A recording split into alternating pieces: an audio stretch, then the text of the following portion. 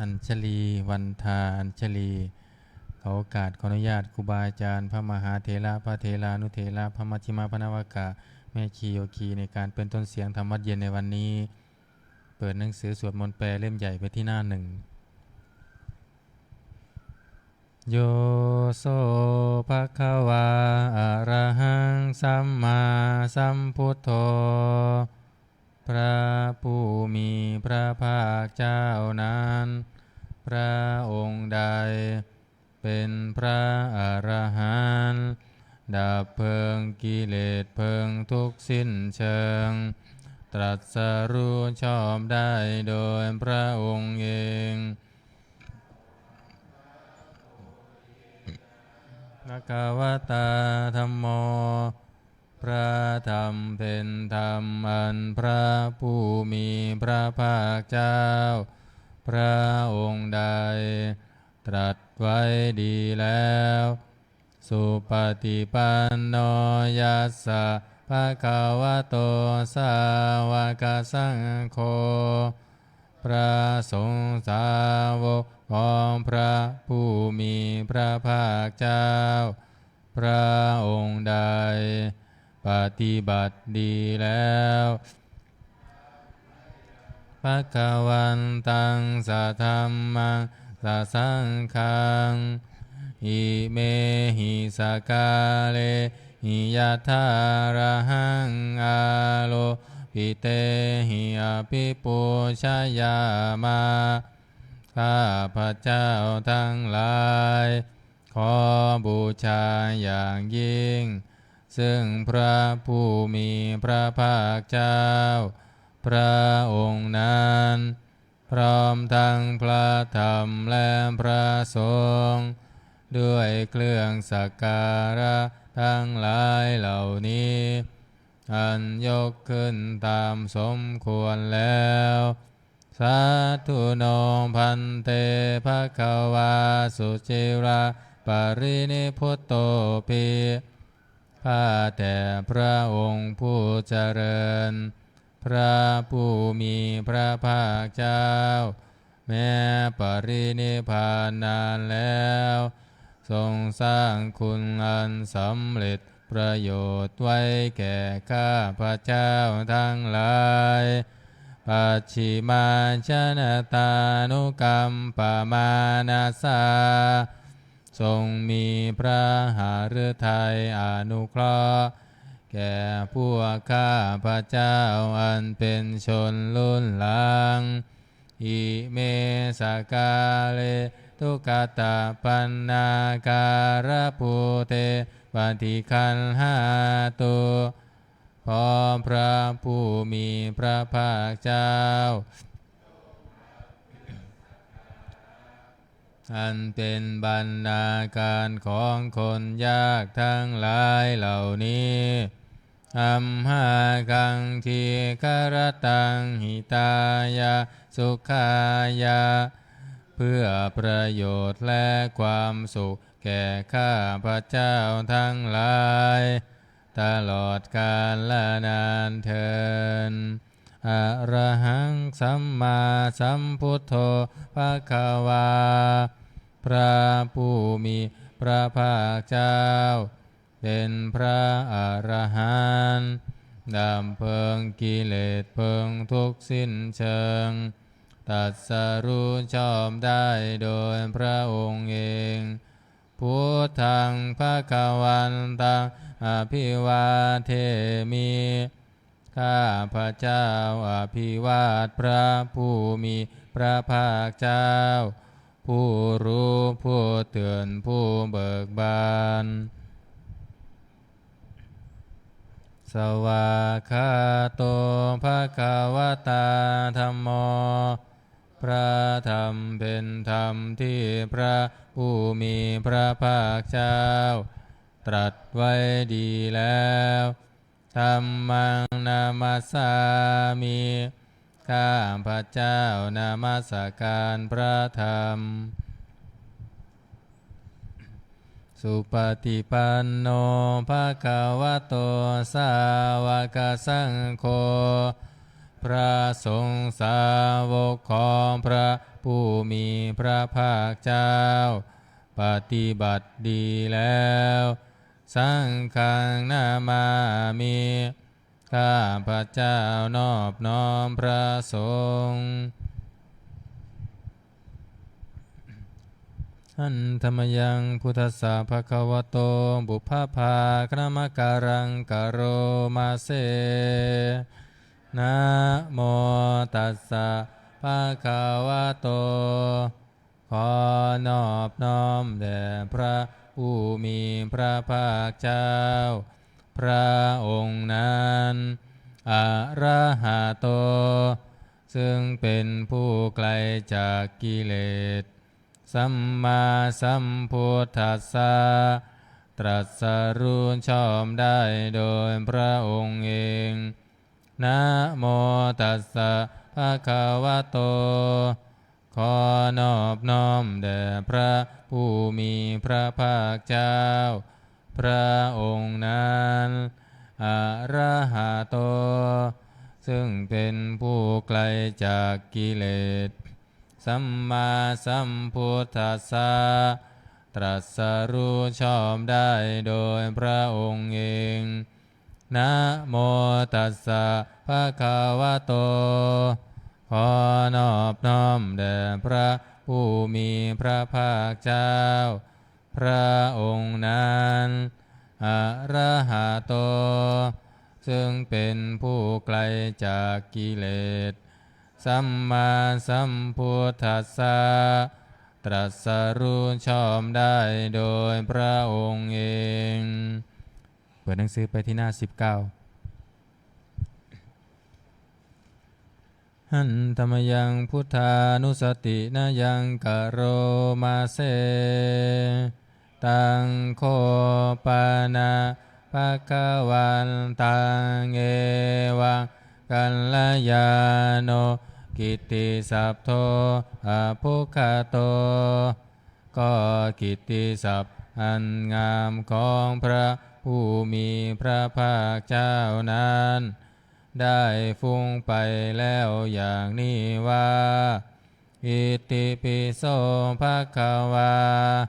เพราะเหตุอย่างนี้พระผู้มีพระภาคเจ้านั้นอรหังเป็นผู้ไกลจากกิเลสสัมมาสัมพุทโธเป็นผู้ตรัสรู้ชอบได้โดยพระองค์เองวิชาจารณสัมปันโนเป็นผู้ถึงพร้อมด้วยวิชาและจารณะสุขโตเป็นผู้ไปแล้วด้วยดีโลกวิทูเป็นผู้รู้โลกอย่างแจ่มแจ้งอนุตตรมปุริสธรรมสารถิ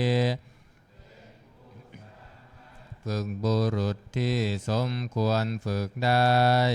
อย่างไม่มีใครยิ่งกว่าสัทธาเทวมนุษย์สานังเป็นครูผู้สอนของเทวดาและมนุษย์ทั้งหลายพุทโธเป็นผู้รู้ผู้ตื่นผู้เบิกบานด้วยธรรม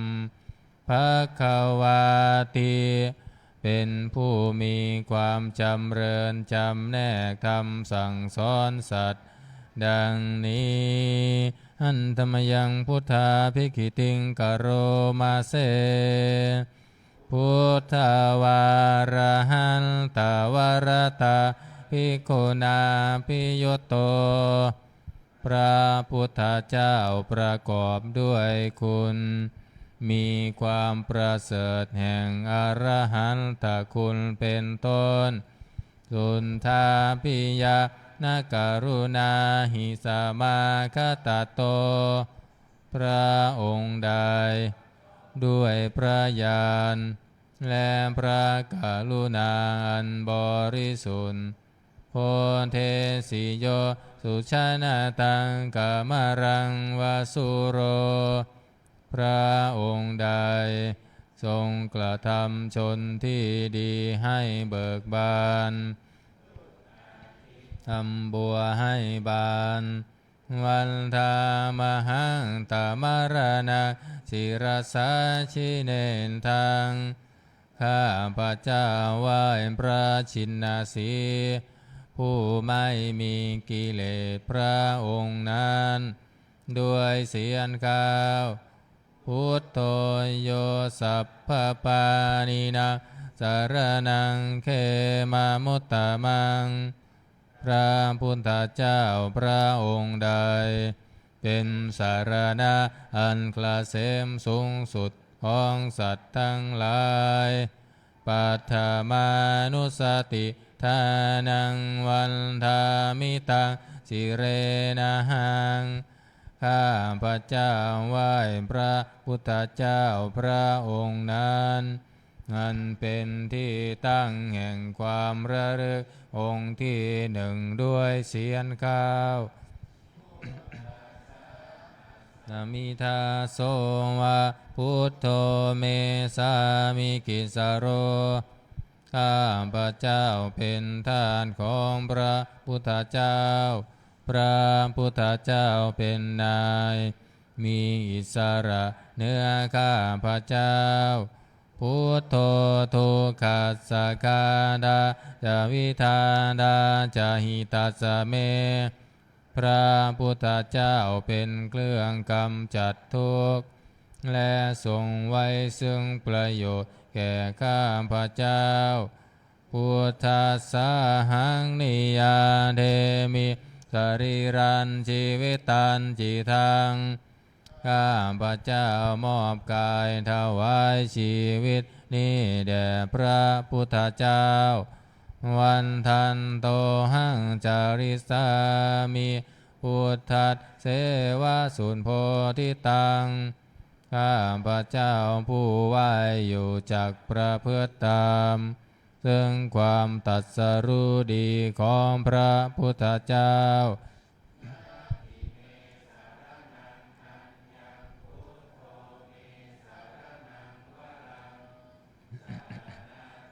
ของข้าพระเจ้าไม่มีพระพุทธเจ้าเป็นสารณะอันประเสริฐของข้าพระเจ้าเอเตนะสัญจวัชเชนะวัตเตยะสัตถุสาสเนสัตว์นี้ข้าพระเจ้าพึงเจริญในพระศาสนาของพระศาสดาพุทธังเมวัตตมาเนนะยังปุญญังปัสสุตังอิทาข้าพระเจ้าผู้ไหวอยู่ซึ่งพระพุทธเจ้าได้ขวนขวายบุญใดในบัดนี้สัมเพปิอันดารายาเมมเหสุงตัดยะเตชะสาอันตรายดังปวงอย่าได้มีแก่ข้าพระเจ้าด้วยเดชแห่งบุญนั้นกายเยนะวาจายะวะเจตัสสาวาด้วยกายก็ดีด้วยวาจาก็ดีด้วยใจก็ดีพุทเทกุกัมมังปะกตังมายายังกรรมหน้าที่เตียนอันใดที่ข้าพระเจ้ากระทำแล้วในพระพุทธเจ้าพุทโธปฏิคันหาตัวอัจฉยันตังขอพระพุทธเจ้าจงงดซึ่งโทษล่วงเกินอันนั้นการันตะเรสังวริตุงวะพุทเทเพื่อการสำรวมระวังในพระพุทธเจ้าในการต่อไปหันธรรมยังธรรมานุสตินะยังกโรมาเสคาโตภะคะวะตาธัมโมพระธรรมเป็นสิ่งที่พระผู้มีพระภาคเจ้าตรัสไว้ดีแล้วสันทิฏฐิโกเป็นสิ่งที่ผู้ศึกษาและปฏิบัติพึงเห็นได้ด้วยตนเอง อากาลิโกเป็นสิ่งที่ปฏิบัติได้ และให้ผลได้ไม่จำกัดการเอหิปัสสิโกเป็นสิ่งที่ควรกล่าวกับผู้อื่นว่าท่านจงมาดูเถิดโอปานยิโกเป็นสิ่งที่ควรน้อมเข้ามาใส่ตัวปัญจตังเวทิตัมโพวินโยเหติเป็นสิ่งที่ผู้รู้ก็รู้ได้เฉพาะตนดังนี้อันตมยังธรรมาภิกิติงกโรมาเสตตาทิคุณโยคาวาเสนาเสยโยพระธรรมเป็นสิ่งที่ประเสริฐเพราะประกอบด้วยคุณคือความที่พระผู้มีพระภาคเจ้าตรัสไว้ดีแล้วเป็นต้นโยมัคคัมปากัมปริยัติวิโมกขเพโทเป็นธรรมอันจำแนกเป็นมรรคผลปริยัติและนิพพานธัมโมกุโลกัมปัตตนาตันทธาริธารี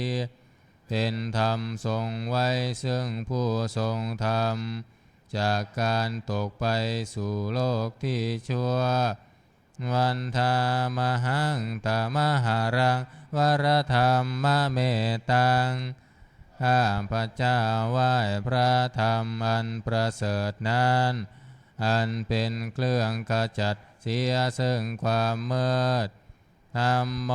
โยสัพพปานินาสารนังเขมามุตตมังพระธรรมใดเป็นสารณะอันเกษมสูงสุดของสัตว์ทั้งหลาย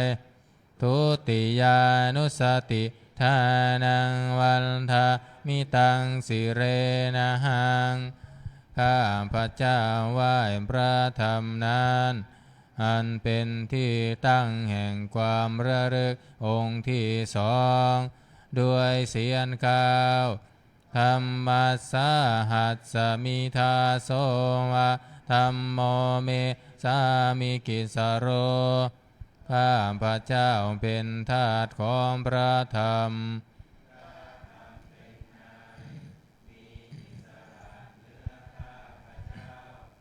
ธัมโมทุกขัสสะคาทาจาวิธาทาจาหิตัสสะเมพระธรรมเป็นเครื่องกำจัดทุกข์และทรงไว้ซึ่งประโยชน์แก่ข้าพระเจ้าธัมมัสสาหังนิยาเทมิสรีรันชีวิตันจิทังข้าพระเจ้ามอบกายถวายชีวิตนี้แด่พระธรรมวันทันโตหังจาริสามิธรรมัสเส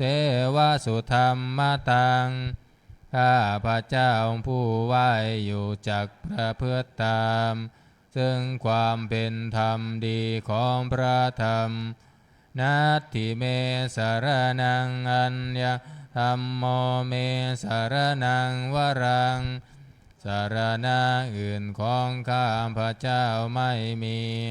พระธรรมเป็นสารณะอันประเสริฐของข้าพระเจ้าเอเตนะสัญจวัชเชนะวัตเตยังสัตตุสาสเนข้าพระเจ้าพึงเจริญในพระศาสนาของพระศาสดาธัมมังเมวันธรรมาเนนะยังปุญญวสุตังอิทาข้าพระเจ้าผู้ไหวอยู่ซึ่งพระธรรมได้ขวนขวายบุญใดในบัดนี้สัมเพปิอันตรายาเมมเหสุงตัสสะเตชัสสาอันตรายดังปวงอย่าได้มีแก่ข้าพระเจ้าด้วยเดชแห่งบุญนั้นกายเยนะวาจายวเจตสาวา ด้วยกายก็ดีด้วยวาจาก็ดีด้วยใจก็ดีธัมเมกุกัมมังปะกตังมายายังกรรมหน้าที่เตียนอันใดที่ข้าพระเจ้ากระทำแล้วในพระธรรมธัมโมปฏิคันหาตัวอัจฉยันตังขอพระธรรมจงงดซึ่งโทษล่วงเกินนันนานการันตะเรสังวริตุงวธรรมเมเพื่อการสำรวมพระวะในพระธรรมในการต่อไปอันตมยังสังขานุสตินายังกโรมาเสสุปฏิปันโนภะคะวะโตสาวกสังโฆสงฆ์สาวกของพระผู้มีพระภาคเจ้าปฏิบัติดีแล้วอุชุปฏิปันโนภะคะวะโตสาวกสังโฆสงฆ์สาวกของพระผู้มีพระภาคเจ้าปฏิบัติตรงแล้วยายะปฏิปันโนภะคะวะโตสาวกสังโฆสงฆ์สาวกของพระผู้มีพระภาคเจ้าปฏิบัติเพื่อรู้ธรรมเป็นเครื่องออกจากทุกข์แล้วสามีจิปฏิปันโนภะคะวะโตสาวกสังโฆสงฆ์สาวกของพระผู้มีพระภาคเจ้าปฏิบัติสมควรแล้วยะทิทางได้แก่บุคคลเหล่านี้คือจัตตาริปุริสายุคานิอัตถัมปุริสัมปุคาลาผู้แห่งบุรุษสี่คู่แปดบุรุษเอสะภะคะวะโตสาวกสังโฆนั่นแหละสงฆ์สาวกของพระผู้มีพระภาคเจ้าอาหุนายโยเป็นสงควรแก่สักการะที่เขานำมาบูชาปาหุนายโยเป็นสงควรแก่สักการะที่เขาจัดไว้ต้อนรับทักขินายโยเป็นผู้ควรรับทักษิณาทานอัญชาริกรณิโยเป็นผู้ที่บุคคลทั่วไปควรทำอัญชารี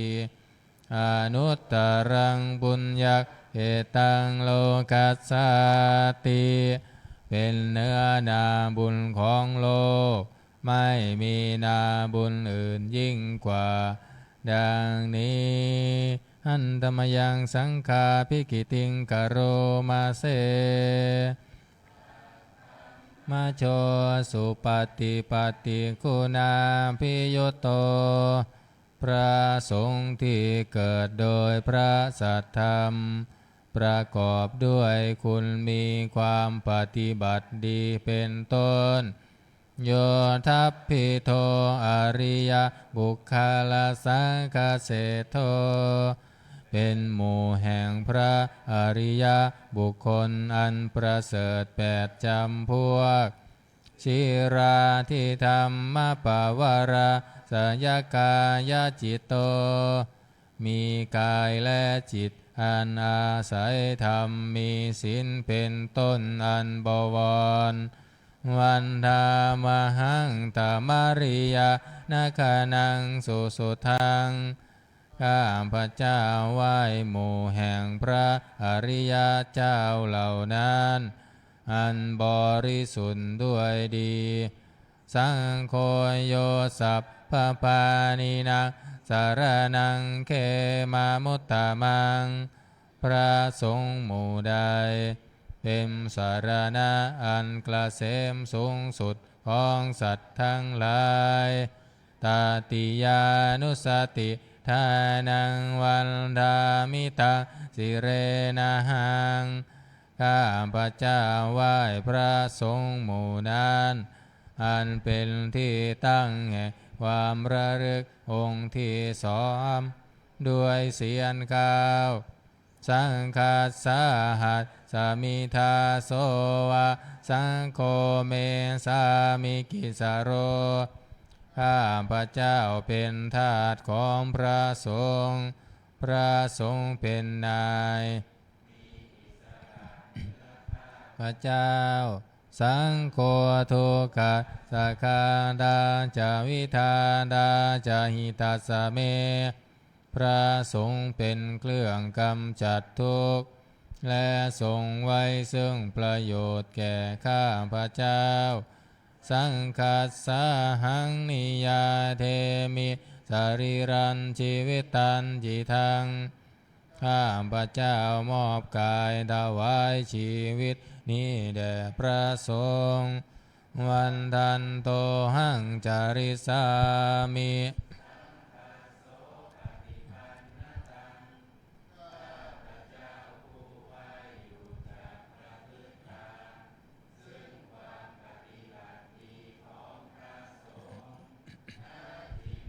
สารนังอัญญังสังโฆ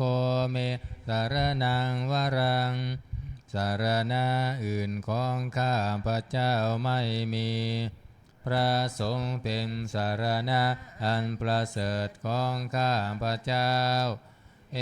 เตนะสัญจวัชเชนะวัดเตยังสัตถุสาสเนด้วยการกล่าวคำสัตย์นี้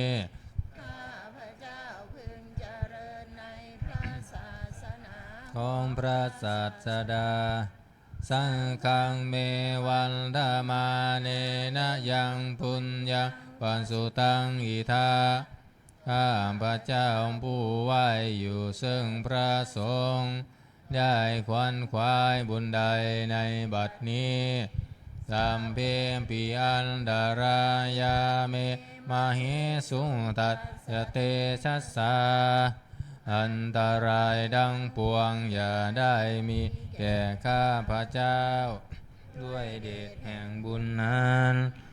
กายเยนะวาจายะเจตัสสาวาด้วยกายก็ดีด้วยวาจาก็ดีด้วยใจก็ดีสังเคกุกัมมังปะกตังมะยายังกรรมหน้าที่เตียนอันใด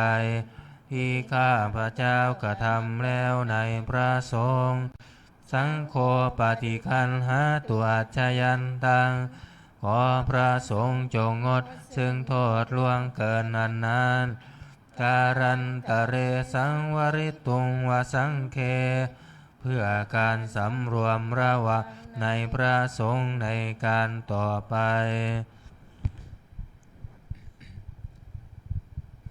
เปิดหนังสือไปที่หน้า38โอวาทปาติโมกข์หน้า38หันตมยังโอวาทปาติโมกขคาถาโยพนามาเสสัพพะปาปัสสะอาการนังการไม่ทำบาปทั้งปวงกุศลสุปสัมปทาการทำกุศลให้ถึงพร้อมสัจจิตตปริโยทปานังการชำระจิตของตนให้ขาวรอบเอตังพุทธานาสาสนังทำ3อย่างนี้เป็นคำสั่งสอนของพระพุทธเจ้าทั้งหลายขันติปรมังตะโปติติฆาขันติคือความอดกลั้นเป็นธรรมเครื่องเผากิเลสอย่างยิ่งนิพพานังปรมังวทันติพุทธาผู้รู้ทั้งหลายกล่าวพระนิพพานว่าเป็นธรรมอันยิ่งนาหิปะภะชิโตปรูปคาติผู้กำจัดสัตว์อื่นอยู่ไม่ชื่อว่าเป็นบรรพชิตเลยสามโนโหติปรังวิเหทยันโตผู้ทำสัตว์อื่นให้ลำบากอยู่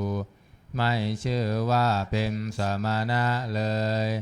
อนุปวาโทอนุปคาโตการไม่พูดร้ายการไม่ทำร้ายปาติโมกเขจะสังวโรการสำรวมในปาติโมกข์มัตตัญญุตตาจะพัตตัสสมิง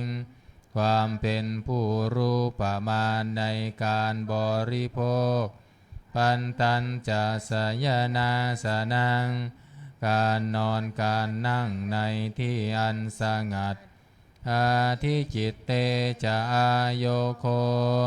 ความหมั่นประกอบในการทำจิตให้ยิ่งเอตังพุทธานาสาสนังทำ6อย่างนี้เป็นคำสั่งสอนของพระพุทธเจ้าทั้งหลายเปิดมาหน้า27ท่านธรรมยังอติตปัจเจเวคณาปาทังพนามาเสอัจฉมายาอัมปัจเจเวคิตวายะจีวรังปริพุตังจีวรใดอันเรานุ่งห่มแล้วไม่ทันพิจารณาในวันนี้ทังยาวะเทวะสิตัสสะปฏิคาตายาจีวรนั้นเรานุ่งห่มแล้วเพียงเพื่อบำบัดความหนาวอุณหัสสะปฏิคาตายาเพื่อบำบัดความร้อนดังสามาการสวาทาธรรมปัสสิริงสัพพสัมปสานังปฏิคาตายาเพื่อบำบัดสัมผัสอันเกิดจากเหลือบยุงลมแดดและสัตว์เลื้อยคลานทั้งหลายยาวะเทวะหิริโกปินะปฏิชาธานาทังและเพียงเพื่อปกปิดอวัยวะอันให้เกิดความละอายอาชามายาอัมบัญจเวกินตวายโยมปินทปาโทปริพุตโตบิณฑบาตใดอันเราฉันแล้วไม่ทันพิจารณาในวันนี้โสเนวัฏวายาบิณฑบาตนั้นเราฉันแล้วไม่ใช่เป็นไปเพื่อความเพลิดเพลินสนุกสนานนามาทายา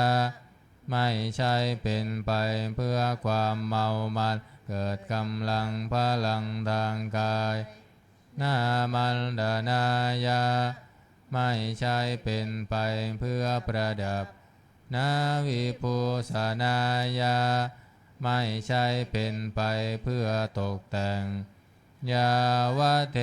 วะอิมัสสกายาสาทิฏฐิยาเพียงความตั้งอยู่ได้แห่งกายนี้ยาปนายาเพื่อความเป็นไปได้ของอัตภาพวิหิงสุปรติยาเพื่อความสิ้นไปแห่งความลำบากทางกายพรหมจริยานุคาหายาเพื่ออนุเคราะห์แก่การประพฤติพรหมจรรย์อิติมปุรานันจะเวทานังปฏิหังคามิด้วยการทำอย่างนี้เราย่อมระงับเสียได้ซึ่งทุกขเวทนาเก่าคือความหิวนาวันจะเวทนานาอุปาเทสามิและไม่ทำทุกขเวทนาใหม่ให้เกิดขึ้นยาตราจะเมภวิสติอนวัชตาจะพาสุวิหารโรจาติหนึ่งความเป็นไปโดยสะดวกแห่งอัตภาพนี้ด้วยความเป็นผู้หาโทษมิได้ด้วยและความเป็นอยู่โดยผาสุกด้วยจักมีแก่เราดังนี้ อาชามายาอัมปัจเจเวงคินตวายังเสนาสนะปริพุตตัง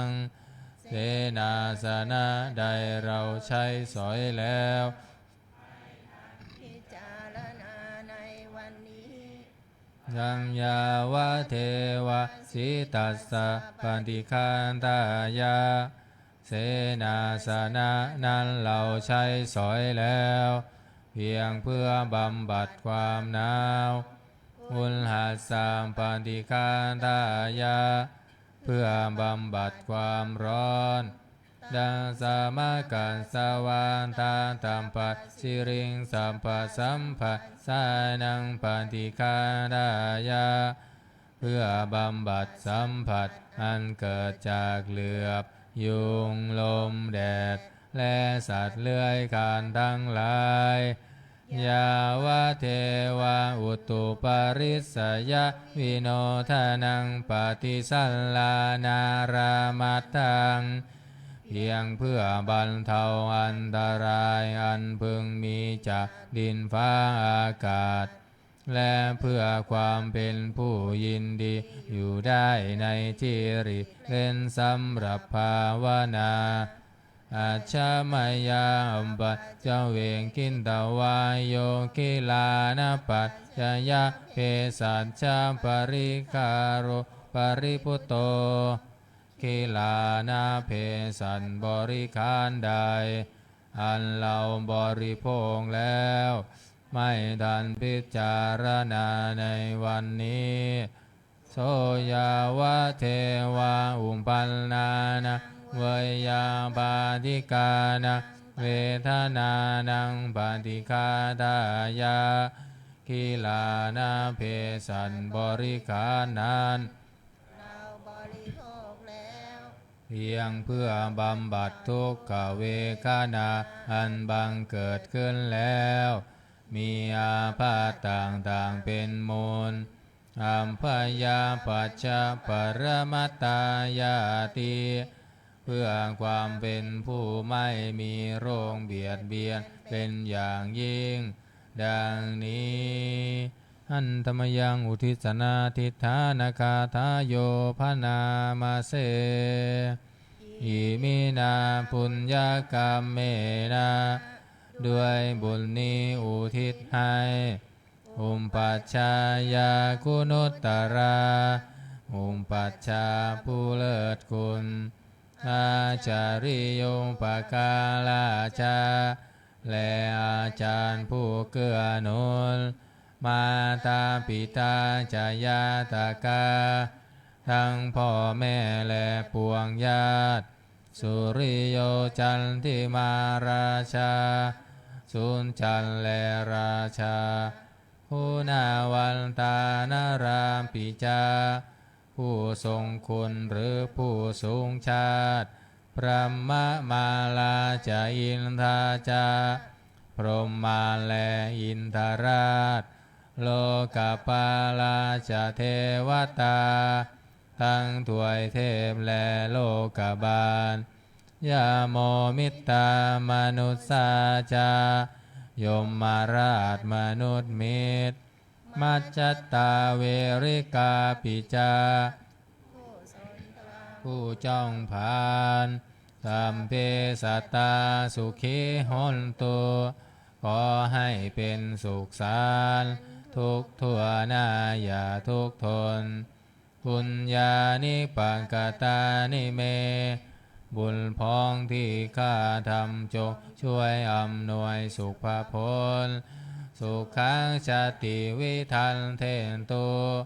ให้สุขสามอย่างล้นกิมปังปาเปทาโวมาตังให้รู้ถึงนิพพานพรันอิมินาปุญญากรรมเมนาด้วยบุญนี้ที่เราทำอิมินาอุทิเสนัญจาและอุทิศให้ปวงสัตว์กิมปาหังสุรเพเจวาเราพันได้ซึ่งการตัดตันหุปาทานเฉทานังตัวตันหาอุปาทาน เยสันตาเนหินาธรรมาสิ่งชั่วในดวงใจยาวานิพพานโตมะมังกว่าเราจะถึงนิพพานนาสันตุสัมปทาเยวามาลายสิ้นจากสันดานยัตฉาชาโตภาเวภาเวทุงทุงพรหมที่เราเกิดอุชุจิตตังสติปัญญามีจิตตรงและสติทั้งปัญญาอันประเสริฐสันเลโควิริยัมหินาพร้อมทั้งความเพียรเลิศเป็นเครื่องขูดกิเลสหายมาราระพันตุโนกาสังโอกาสอย่าพึงมีแก่หมู่มารสิ้นทั้งหลายกาตุนจาวิริเยสุเมเป็นช่องประทุษร้ายทำลายล้างความเพียรจมพุทธาธิปาวโรนาโทพระพุทธผู้บวรนาถธัมโมนาโทวรุตตโมพระธรรมที่พึงอุดมนาโทปัจเจกพุทโธจาพระปัจเจกพุทธสมสังโฆนาโทนตโรมามังทมพระสงฆ์ที่พึงพยองเตโสตมานุภาเวนะด้วยอานุภาพนั้นมาโรกาสังลาพันตุมาขอหมู่มารอย่าได้ช่องทัสสะปุญญานุภาเวนะด้วยเดชบุญทั้ง10ป้องมาโรกาสังลาพันตุมาอย่าเปิดโอกาสแก่มารเถิดหนังสือมนต์พิธีเล่มเหลืองหน้า51อันนี้สวดธรรมจักร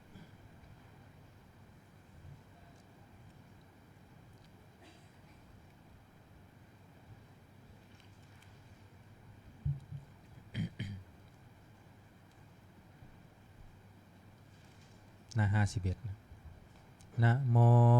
ตัสสะภะคะวะโตอะระหะโตสัมมาสัมพุทธั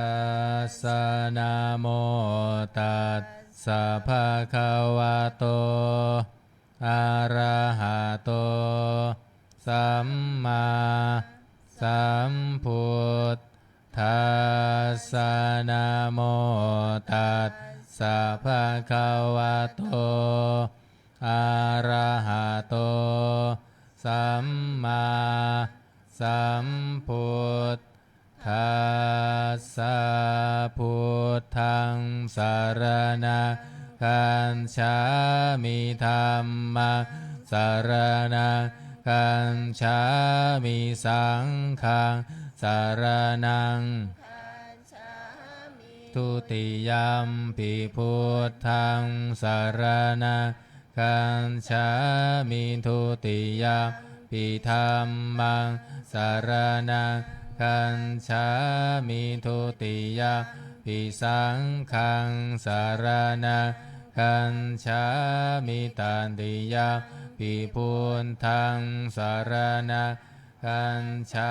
มิตันติยัมปิธัมมังสรณังคัจฉามิตันติยัมปิสังฆังสรณังคัจฉามิหน้า86ธรรมจักร86บทขัดไม่ต้องว่าตาม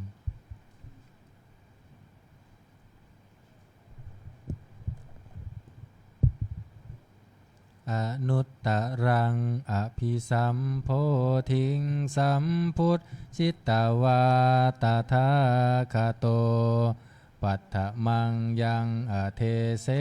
สีธรรมจักกังอนุตตรังสัมมาเทวะปวันเตนโต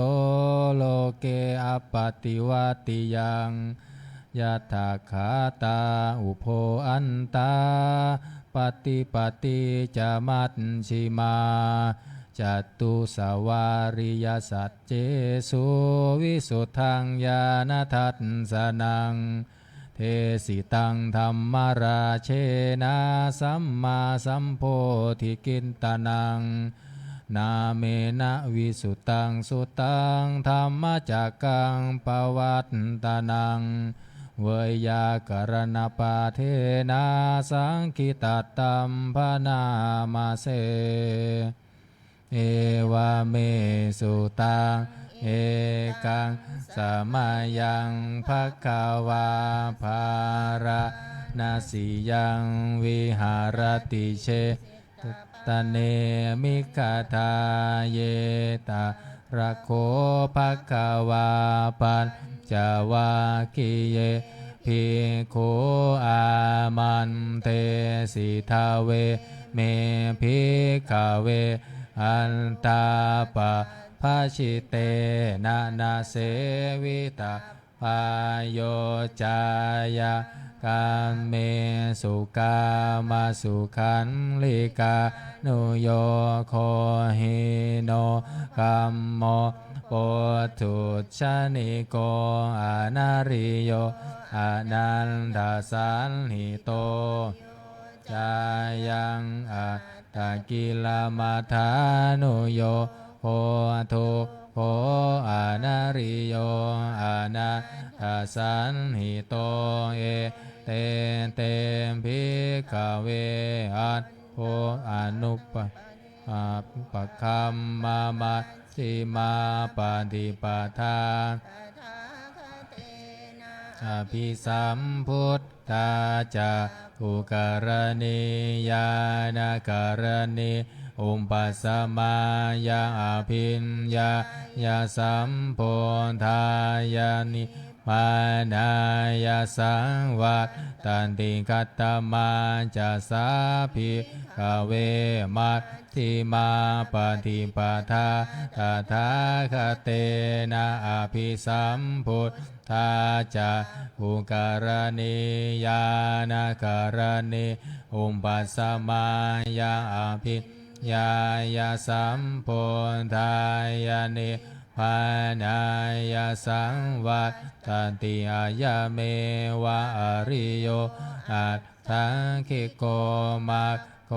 เสยยทิทังสัมมาทิฏฐิสัมมาสังกัปโป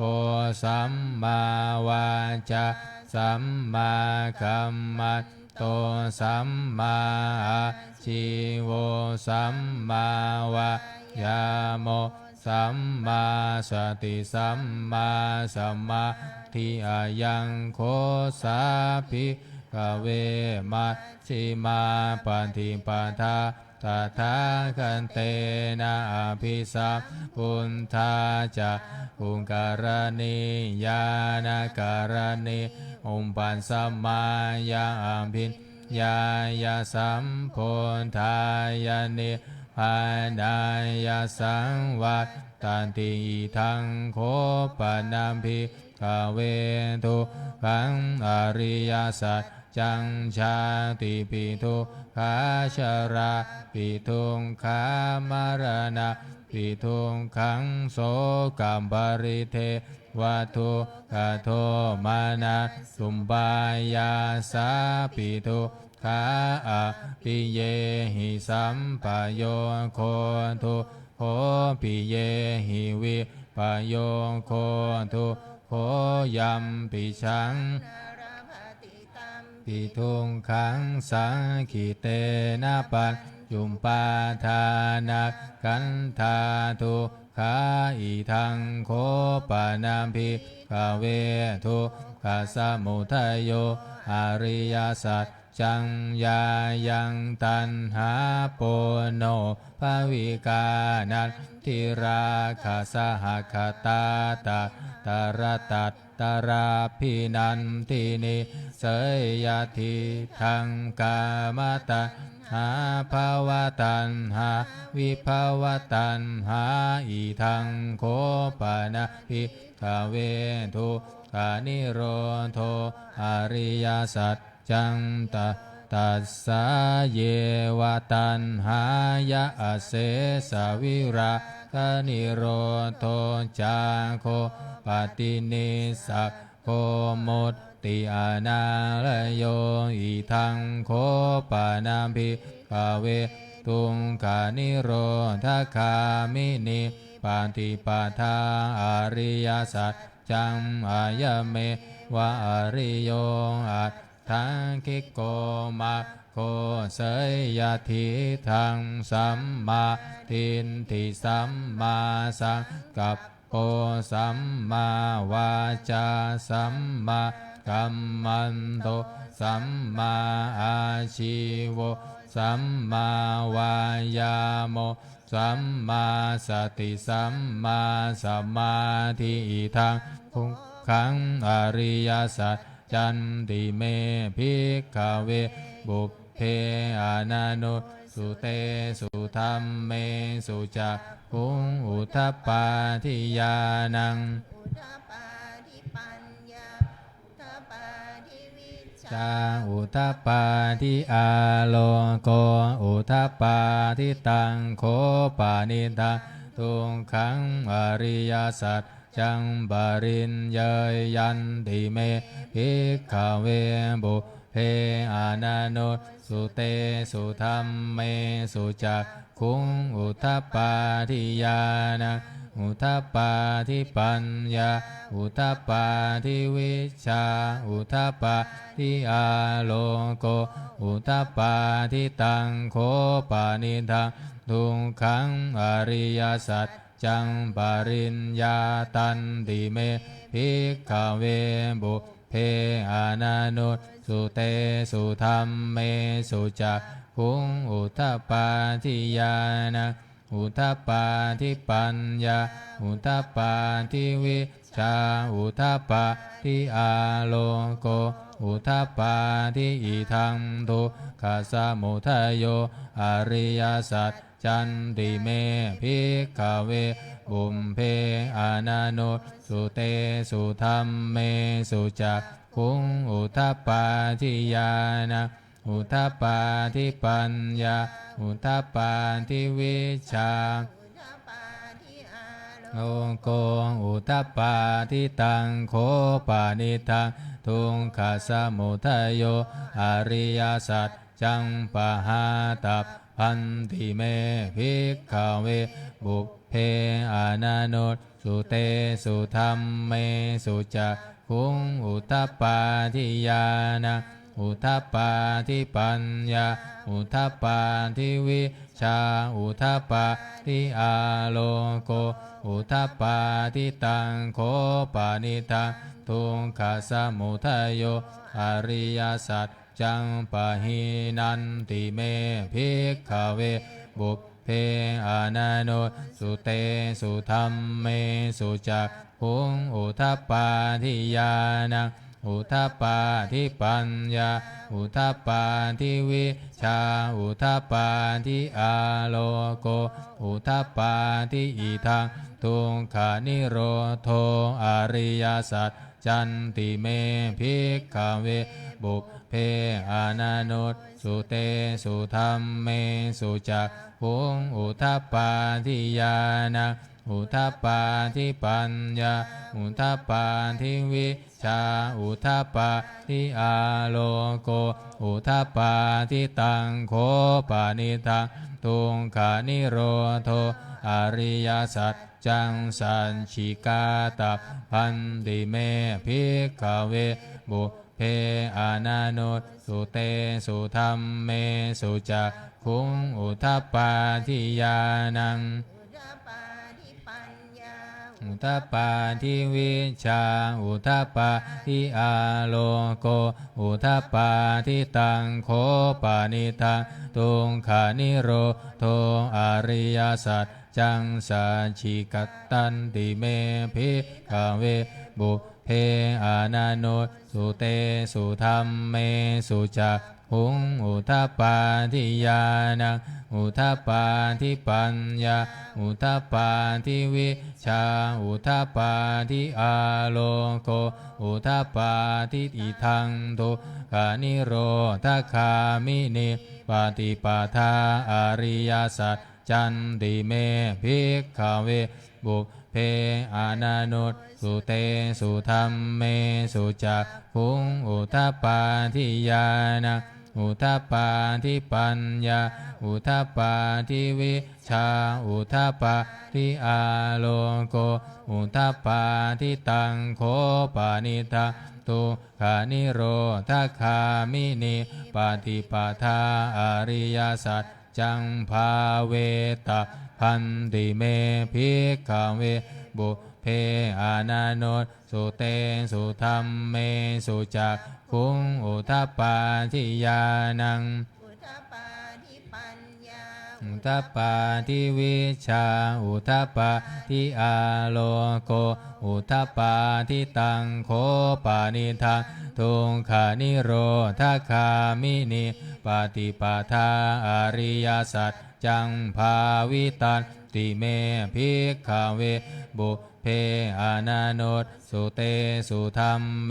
สุจักขุงอุทปาทิญาณังอุทปาทิปัญญาอุทปาทิวิชาอุทปาทิอาโลโก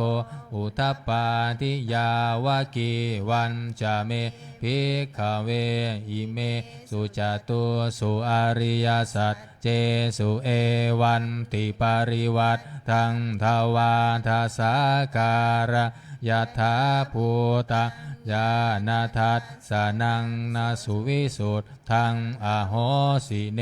วตาวาหังภิกขเวสเทวะเกโลเกสมาระเกสพรัมมะเก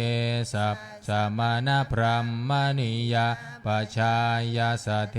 วมนุษสายาอนุตตรังสัมมาสัมโพธิงอภิสัมพุทโทปัญจัญญาสิงยโตจะโคเมภิกขเวอิเมสุจตุสุอริยสัจเจสุเอวันติปาริวัตทังทวาทาสาการะยะถาภูตะญาณทัสสนังสุวิสุทธังอโหสิอาทาหังภิกขเวสเทวะเกโลเกสมาระเกสพรัมมะเกสัพสมณพรัมมณิยาปัจชายาสเทวมนุษสายาอนุตตรังสัมมาสัมโพธิอภิสัมพุทโตปัญจัญญาสิงญานันจาปนะเมทัสสนะอุทปาติอากุปาเมวิมุตติอายมันติมาชาตินัตทิธานิปุนาภาวติธรรมวจะภควาอัตตมนาปัญจวัคคีเยภควโตภาสิตังอภินันทุงอิมัตสมิงจะปนะเวยยากรณัตสมิงพันยมาเนอายัตสมโตโกทัญยัตสวิราชังวีตามรังธรรมจักกุงอุทปาทิยังกินจิสมุทยธรรมังสัพพันตังนิโรธธรรมันติปวัตติเตจะภควตาธรรมจักเกภุมมาเท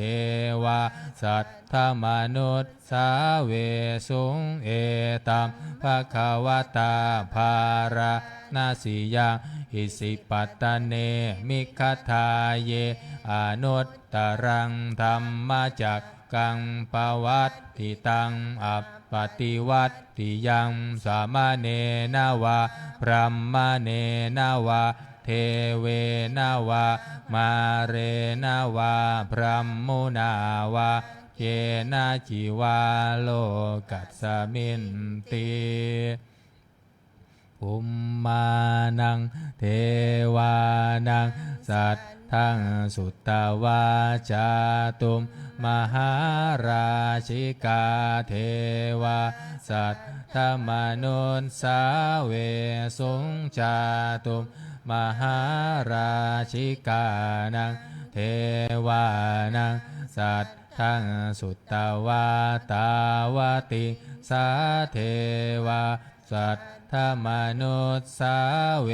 สุงตาวติสานังเทวานังสัตทั้งสุตตวายามาเทวาสัตธมนุษสาเว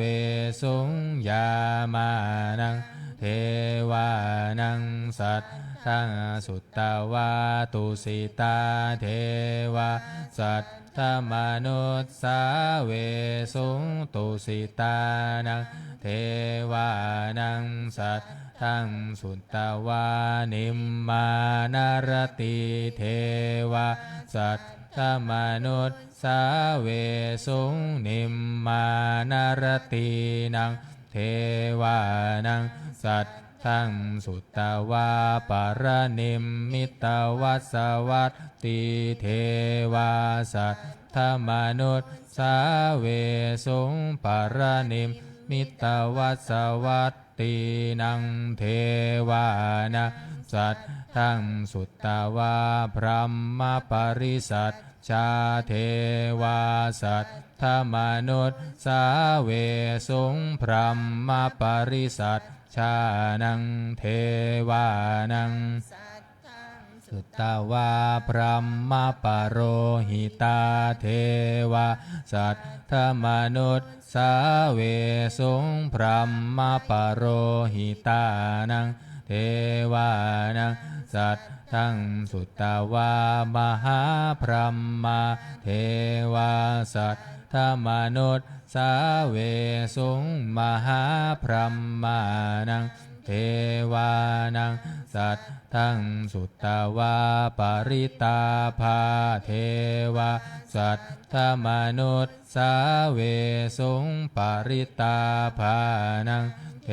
วานังสัตทั้งสุตตวาอัปปมานาภาเท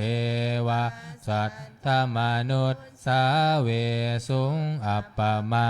นาภานังเทวานังสัตทั้งสุตตวาอาภัสสราเทวาสัตธมนุษสาเวสุงอาภัสสรานังเทวา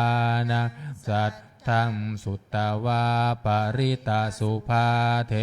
วาสัตธมนุษสาเวสุงปริตาสุภานังเท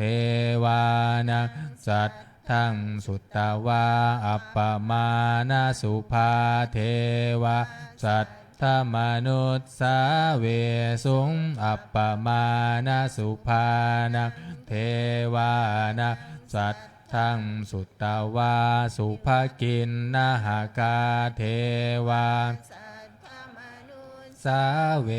สุงสุภกินนาหกานังเทวานังสัตทั้งสุตตวาเวหัพพลาเทวาสัตธมนุษสาเวสุเวหัพพลานังเท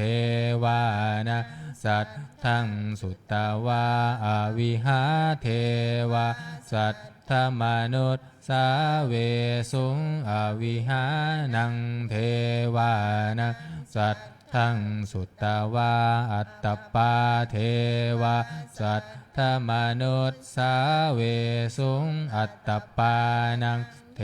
วานังสัตทั้งสุตตวาสุทัสสาเทวาสัตธมนุษสาเวสุงสุทัสสานังเทวานังสัตทั้งสุตตวาสุทัสสีเทวาสัตธมนุษสาเวสุงสุทัสสีนังเทวานังสัตทั้งสุตตวาอากานิทากาเทวาสัตธมนุษสาเวสุงเอตัมภคะวตาภารณสิยังอิสิปตะเนม นิคทาเยอนุตตรังธรรมจักกังปวัตติตังอัปปติวัตติยังสามเณนวาพรหมเณนวาเทเวนวามาเรนวาพรหมุนาวาเกนะจิวาโลกัสสมินติอิติหะเตนะคะเนนะเตนะโมหุตเตนะยาวะพรหมโลกาสัตโทอาพุทธันชิอายันจะทัสสะสหัสสีโลกาธาตุสังกาปิสัมปะกาปิสัมปะเวทิอัปปมาโนจะโอลาโรโอภาโสโลเกปาตุระโหสิอติกัมเมวะเทวานังเทวานุภาวะอัฏฐโคภควาอุทานังอุทาเนสิอัญญาสิวัตโพโกทันโยอัญญาสิวัตโพโกทันโยติติหิทังอายัสสะมะโตโกทันยัสสะอัญญาโกทันโยตเววนามังอาโหสิติหน้า133มงคลจักรวาลน้อย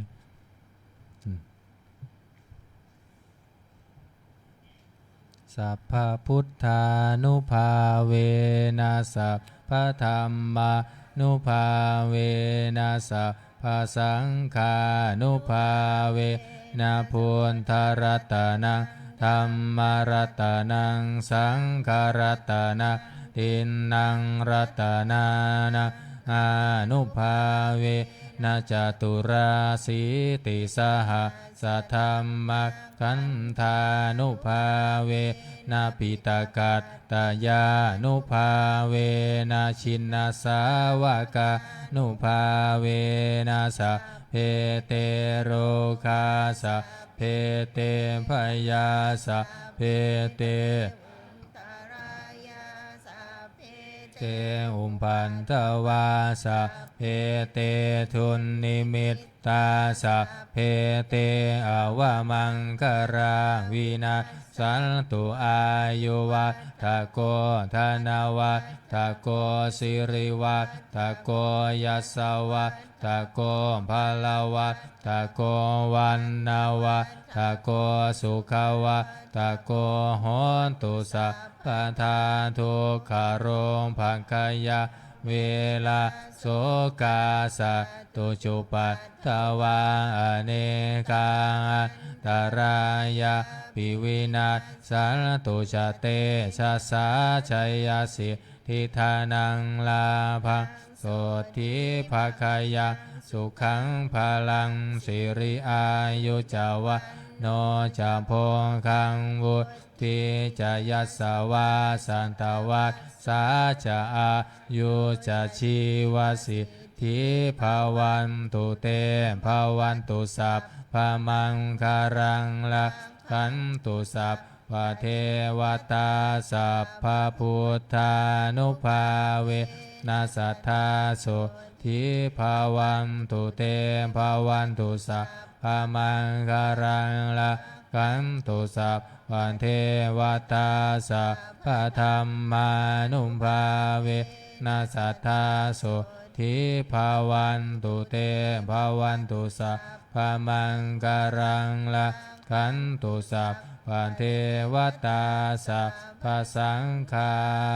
นุสัทธาโสทิภาวันตุเตการทำวัดเย็นก็จบเพียงเท่านี้นะครับเราต่อไปจะได้เจริญจิตตภาวนาทำสมาธิสักครู่แล้วแผ่เมตตาพร้อมกัน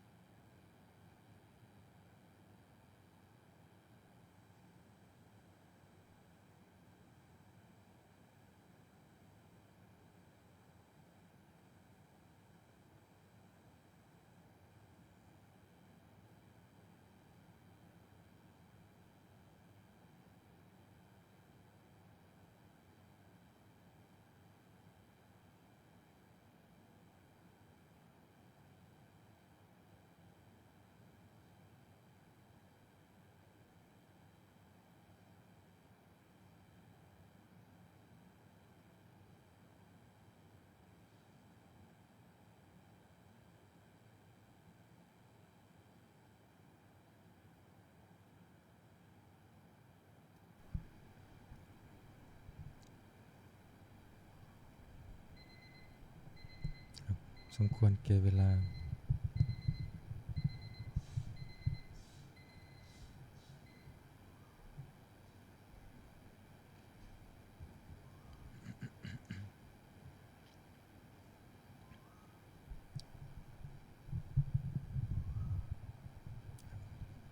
หมดพระวิสงฆ์เจริญพรโยคีเตรียมตัวก่อนน้ำแผ่เมตตาพร้อมกันอิทังทานากัมมังนิพานาปัจจายโยโหนตุโนนิจังอิทังศีลกัมมังนิพานาปัจจายโยโหนตุโนนิจังอิทังภาวนากัมมังนิพานาปัจจายโยโหนตุโนนิจังยังกินจิงกุลสาลังกันตัมพังกัมมังสะเพหิอัมเหหิกัตตังปุญญังโนอนุโมทันตุสุนันตุพลโตเยเทวาสามิงทาเนอาดิกัตตาดิคายุงกะสันทาหุนตุสัมเพสันตาสุขีอัตตานะปาริหารันตุมาตาปิตาสุขิตาหุนตุทุกขาปามุญจันตุสัมเพยาตากาสุขิตาหุนตุทุกขาปามุญจันตุสัมเพอายาตากาสุขิตาหุนตุทุกขาปามุญจันตุสัมเพปิสาสัมเพยาคาสัมเพเปตาสุขิตาหุนตุทุกขาปามุญจันตุสัมเพนักขัตตาสุขิตาหุนตุทุกขาปามุญจันตุสัมเพเทวาสุขิตาหุนตุทุกขาปามุญจันตุสัมเพอาจาริโยปัจจายาสุขิตาหุนตุทุกขาปามุญจันตุสัมภะสัมปติโยสามิชันตุโวคุกเข่าวันตาหลวงพร้อมกันวันทามิพุทธังสัพพะเมวะโตสังฆามะทาเมพันเทวันทามิธัมมังสัพพะเมวะโตสังฆามะทาเมพันเทวันทามิสังฆังสัพพะเมวะโตสังฆามะทาเมพันเทวันทามิคารุงอุมปัญชายาจาริเยสัพพะเมวะโตสังฆามะทาเมพันเทวันทามิกัมมัฏฐานังสัพพะเมวะโตสังฆามะทาเมพันเทวันทามิอาราเมพันธสีมังสัมภะเมวะโตสังฆามะทาเมพันเทวันทามิเจติยังสัมพังสัพพัฏฐาเนสุปันติทิตาสารีระธาตุมหาโพธิพุทธารูปังสักกาลังสัทธานาคาโลเกเทวะโลเกพรหมาโลเกจัมบุทิเปลังกาทิเปสารีระธาตุโยเกสาธาตุโยอะระหันตธาตุโยเจติยังกันทะกุทิงจัตุราสิติสหเสธัมมะคันเทสัพเพสัมปะทะเจติยังอหังวันทามิสัมภาโสอัญชลีวันทาอภิวาทอัญชลีวันทาอภิวาทอัญชลีวันทาอภิวาทอัญชลีวันทาอัญชลีก็หมอบวันทาน้อยพร้อมกันสาธุวันทามิพันเตสัพพังอปาราทะกามัตถะเมพันเตมยะกัตตังปุญญาสามินาอนุโมทิตาพังสามินากัตตังปุญญาไมหังทาตาพังสาธุสาธุอนุโมทามิกราบลาพระรัตนตรัย อะระหังสัมมาสัมพุทโธภะคะวาพุทธังภะคะวันตังอภิวาเทมิสวากขาโตภะคะวะตาธัมโมธัมมังนามัสสามิสุปฏิปันโนภะคะวะโตสาวกสังโฆสังฆังนามามินิมนต์พระภิกษุสงฆ์คุกเข่ากราบพระมหาเถระพระอาจารย์สรวิทย์ติกขวีโลพร้อมกันแม่คีโยคีกราบทีหลังอัญชลีวันทาอภิวาทอัญชลีวันทาอภิวาทอัญชลีวันทาอภิวาทอัญชลีวันทาอัญชลีอัญชลีวันทาอภิวาทอัญชลีวันทา